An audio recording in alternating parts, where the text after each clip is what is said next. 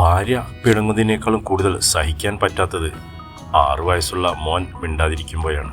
അത് സംഭവിച്ചിരിക്കുന്നു. അവൻ എന്നോട് സംസാരിക്കുന്നില്ല. അച്ഛനായ ഞാൻ അവനെ പറ്റിച്ചുവെന്നാണ് കാരണം. ശരിയാണ്, ഞാൻ അവനെ പറ്റിച്ചിരിക്കുകയാണ്. 2 മാസങ്ങളോളമായി അവൻ എന്നോടൊരു കാര്യം ആവശ്യപ്പെട്ടിട്ട് ഒരു സൈക്കിൾ വേണമെന്നായിരുന്നു അവൻ്റെ ആ കളിയിലെ കാര്യം. കുഞ്ഞുങ്ങളുടെ കോപ്പുകൾ പൊതുവെ വില കൂടുതലായതുകൊണ്ട് എനിക്കത് സാധിച്ചു കൊടുക്കാൻ ഇതുവരെ പറ്റിയിട്ടില്ല. ഒരു അക്രിക്കടയിലെ തൊഴിലാളിയായ എനിക്ക് അന്തിയോളം ഇരുമ്പുടച്ചാൽ കിട്ടുന്ന 700 രൂപയാണ്.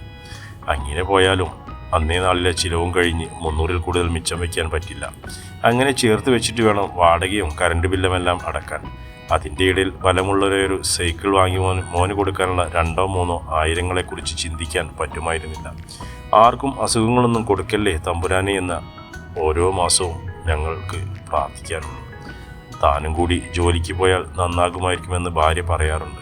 ശ്വാസം മുട്ടലുള്ള അവളെ ജോലിക്ക് അയച്ചാൽ എനിക്ക് പിന്നെ ഒരു സമാധാനവും ഉണ്ടാകില്ല. അതുമല്ല, കുഞ്ഞ് കുറച്ചുകൂടി വലുതാകട്ടെ. തൽക്കാലം അത്യാവശ്യങ്ങളെല്ലാം എൻ്റെ കൂലിയിൽ നടക്കുന്നുണ്ട്. പക്ഷേ മോൻ്റെ സൈക്കിളാണ് ഇപ്പോൾ അസ്വസ്ഥമാകുന്നത്. 2 ദിവസങ്ങൾക്കുള്ളിൽ നശിപ്പിക്കുമെന്നറിഞ്ഞിട്ടും 100-200 കൊടുത്ത് എത്രയോ കളിപ്പാട്ടങ്ങൾ അവന് വാങ്ങിക്കൊടുക്കാറുണ്ട്. ആദ്യമായിട്ട് എൻ്റെ കൊക്കിൽ ഒതുങ്ങാത്ത ഒരു കാര്യം കുഞ്ഞരിപ്പല്ലുകൾ തെളിയിച്ച് അവൻ എന്നോട് പറയുന്നത്. കുഞ്ഞുങ്ങളെയൊക്കെ കഷ്ടപ്പാട് അറിയിച്ച് വളർത്തണമെന്ന് പറയാമെങ്കിലും അതിനും പരിധിയില്ലേ? മനുഷ്യരുടെ പാടുകൾ അറിയാത്ത പിഞ്ചുങ്ങളെ എങ്ങനെയാണ് ബോധ്യപ്പെടുത്താനാണ്? അച്ഛാ, ഇന്നെങ്കിലും സൈക്കിൾ കൊണ്ടുവരണേ, മറക്കാതെ അവൻ ഓർമ്മിപ്പിക്കും. കൊഞ്ചിക്കൊഴിഞ്ഞ് അവനത് അത്രയും നിഷ്കളങ്കമായി പറയുമ്പോൾ പറ്റില്ലെന്ന് പറയാൻ എനിക്ക് പറ്റുമായിരുന്നില്ല. കൊണ്ടുവരാൻ മോനെ എന്ന് പറഞ്ഞ് ഞാൻ അവനെ ഉമ്മ വെക്കും. ഭാര്യ ഒന്നും മിണ്ടാതെ അത് നോക്കി നിൽക്കും. ശരിയാണ്, ഞാൻ എന്തൊരു വലിയ കള്ളനാണ്. സൈക്കിൾ കട തുറന്നില്ലെന്നും ആ കട മാത്രം കാണാതെ പോയെന്നും ഉയരം കുറഞ്ഞ സൈക്കിൾ കണ്ടില്ലെന്നും അങ്ങനെ എത്രയെത്ര കള്ളങ്ങൾ കൊണ്ടാണ് മോൻ്റെ ആഗ്രഹത്തെ ഞാൻ മൂടിയത്. അച്ഛൻ്റെ കയ്യിൽ കാശില്ലാത്തത് കൊണ്ടാണ് മോനെ വാങ്ങാൻ പറ്റാത്തതെന്ന് ഭാര്യ പറഞ്ഞിട്ടും അവൻ കേട്ടില്ല. തൻ്റെ സങ്കല്പങ്ങളിലെ പണവുമായി അവൻ അപ്പോൾ സഹായിക്കാൻ വരും. കൃത്യമായ വലുപ്പത്തിൽ മുറിച്ചു വെച്ച നിറക്കടലാസുകൾ നിരത്തിയിട്ട് ഇതാ അമ്മേ പണമെന്നും അവൻ പറയും. അപ്പോൾ ചിരിക്കണോ കരയണോ എന്നറിയാത്ത ഭാര്യ വായ തുറക്കും. അന്ന് ഞാൻ വീട്ടിൽ നിന്നിറങ്ങുമ്പോൾ ഹാളിലെ കസേരയുടെ പുറകിൽ അവൻ ഒളിച്ചു പതിവ് പോലെ ഉമ്മ തരാൻ വിളിച്ചിട്ടും അവൻ വന്നില്ല. പൊന്നുമോനല്ലേ, അച്ഛന് പോയൊരു ഉമ്മ കൊടുക്ക്, ഭാര്യ പറഞ്ഞിട്ടും അവന് കൂസലില്ല. തോറ്റുപോയ അച്ഛൻ്റെ മനസ്സുമായി ഞാൻ പണിസ്ഥലത്തേക്ക് പോയി. എല്ലാ നാളുകളിലും എന്ന പോലെ ആദ്യം വന്ന ലോഡിലെ സാമഗ്രികളിൽ അവൻ്റെ വലുപ്പത്തിലൊരു സൈക്കിൾ ഉണ്ടെന്നായിരുന്നു ഞാൻ തിരഞ്ഞത്. ഇല്ല, ഉണ്ടായിരുന്നുവെങ്കിൽ എങ്ങനെയെങ്കിലും ചില്ലറ സാധനങ്ങളൊക്കെ വാങ്ങി ഒരുക്കി കൊടുക്കാമായിരുന്നു. കഴിഞ്ഞ ആഴ്ച കിട്ടിയത് നന്നേ ദ്രവിച്ചു പോയി. പഴയത് വിൽക്കുന്ന സൈക്കിൾ കടകളിൽ പോയിട്ടും 1000-നുള്ളിൽ നിൽക്കുന്നതൊന്നും കണ്ടില്ല.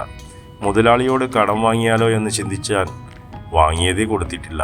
ഞാൻ ഉടുപ്പ് മാറി ജോലിയിലേക്ക് പ്രവേശിച്ചു. തുരുമ്പെടുത്ത യന്ത്രങ്ങൾ അടിച്ചു പൊളിക്കുമ്പോൾ അന്ന് ഞാൻ പതിവിലും കൂടുതൽ വിയർത്തിരുന്നു. സ്പാനറും റിഞ്ചും തിരിച്ച് ലോഹങ്ങളെ വേർതിരിക്കുമ്പോഴാണ് മുതലാളിയുടെ വിളിച്ചത്. പോയി അന്വേഷിച്ചപ്പോൾ ലോഡെടുക്കാൻ വണ്ടിയിൽ പോകണമെന്ന് പറഞ്ഞു. ഞാൻ പോയി വാഹനത്തിൻ്റെ പുറകിൽ പിടിച്ചു നിൽക്കുമ്പോൾ ഉള്ളിൽ മോന് വേണ്ടി കണ്ടെത്താൻ പറ്റാത്ത ആ കുഞ്ഞു പടലുകൾ തിരിയുകയായിരുന്നു. വാഹനം നിന്നു. ചരക്കുകൾ കയറ്റുമ്പോൾ ഞാൻ സൈക്കിളിനായി തിരഞ്ഞു. തിരിച്ചു പോകുമ്പോൾ അപ്രതീക്ഷിതമായിട്ടാണ് പഴയൊരു സൈക്കിൾ കട കണ്ണുകളിൽ കൊണ്ടത്. ശ്രദ്ധിച്ചപ്പോൾ ശരിയാണ്, ഇതിനു മുമ്പും ഞാൻ അവിടെ പോയിട്ടുണ്ട്. പക്ഷേ അതിൻ്റെ മുന്നിൽ ഇന്ന് ഒന്നിലേറെ കുഞ്ഞു സൈക്കിളുകൾ അന്ന് ഇല്ലെന്നാണ് പറഞ്ഞിരുന്നത്. ജോലി കഴിഞ്ഞു പോകുമ്പോൾ അവിടെ ഒന്നുകൂടി കയറണമെന്ന് ഞാൻ തീരുമാനിച്ചു. കടയിലെത്തി ലോഡ് ഇറക്കിയതിന് ശേഷം ഞാൻ എൻ്റെ ജോലി തുടർന്നു. വൈകുന്നേരം കൂലിയും വാങ്ങി ഒരു ചായ പോലും കുടിക്കാതെ ആ സൈക്കിൾ കടയിലേക്ക് പോയി. കണ്ടപ്പോൾ പഞ്ചർ ഒട്ടിച്ചിരുന്ന അയാൾ എന്നോട് ചിരിക്കുകയായിരുന്നു.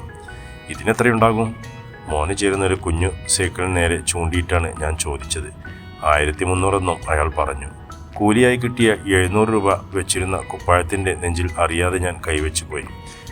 അതിൻ്റെ പുതിയത് മേടിക്കണമെങ്കിൽ 6000 ആകുമെന്നും അയാൾ ചേർത്തു. ഇതുവരെ നിങ്ങൾക്ക് സൈക്കിൾ കിട്ടിയില്ലേ? ഇല്ലെന്ന് ഞാൻ പറഞ്ഞു. മാസം ഒന്നാകാറായെന്ന് അയാൾ ഓർമ്മിച്ചപ്പോൾ തല കുനിഞ്ഞു പോയി. ഉള്ളത് തന്നിട്ട് ഈ സൈക്കിൾ കൊണ്ട് പോയിക്കൊള്ളൂ എന്ന് എൻ്റെ മുഖത്ത് നോക്കാതെയാണ് അയാൾ പറഞ്ഞത്. ഒരു അച്ഛൻ്റെ ദയനീയത മനസ്സിലാക്കിയ ആളോട് അതൊരു വലിയ ഉപകാരമാണെന്ന് ഞാനും ഒഴിഞ്ഞു. ഉണ്ടായിരുന്ന 700 രൂപ കൊടുത്തപ്പോൾ അയാൾ അതിൽ നിന്ന് 200 മാത്രമെടുത്ത് ബാക്കി തിരിച്ചു തന്നു. എല്ലാ നാളും 200 കൊടുത്താൽ മതി പോലും. ഞാൻ തൊഴുതു നിന്നുപോയി. പുറമേ നിന്നും കാണുമ്പോൾ വിഷമം വളരെ ചെറുതായി തോന്നുമെങ്കിലും എൻ്റെ ജീവന് അത് വളരെ പ്രധാനപ്പെട്ടതായിരുന്നു. എന്നെപ്പോലെ ഒരു കൂലിപ്പണിക്കാരന് ആഹ്ലാദിക്കാൻ അതിൽ പരം മറ്റൊരു വിഷയവും വേണ്ട.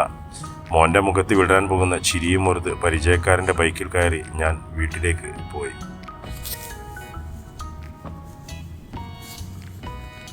സൈക്കിളുമായി മുറ്റത്തേക്കിറങ്ങിയ എന്നെ കണ്ടപ്പോൾ സന്തോഷം കൊണ്ട് അവൻ അമ്മയെന്ന് വിളിച്ചു. അവളും പുറത്തേക്ക് വന്നു. കുറച്ചു നേരത്തേക്ക് ഞങ്ങൾക്ക് യാതൊന്നും മിണ്ടാനുണ്ടായിരുന്നില്ല. തൊട്ടും തലോടിയും അമ്മയും മോനും സൈക്കിളിൻ്റെ ചന്തം ആസ്വദിക്കുമ്പോഴാണ് ഞാൻ അകത്തേക്ക് കയറിയത്. കാലത്ത് പോകുമ്പോൾ അവൻ ഒളിച്ച ഹാളിലെ കസേരയുടെ പുറകിലായി കൂനിയിരുന്നു. എന്തുകൊണ്ടാണെന്ന് ചോദിച്ചാൽ അറിയില്ല. ആഹ്ലാദത്തോടെ മുറ്റത്തേക്ക് മുഴങ്ങുന്ന സൈക്കിൾ മണിയുടെ ശബ്ദവും കേട്ട് വെറുതെ അങ്ങനെ ഇരിക്കാൻ ആ നേരം തോന്നുകയായിരുന്നു.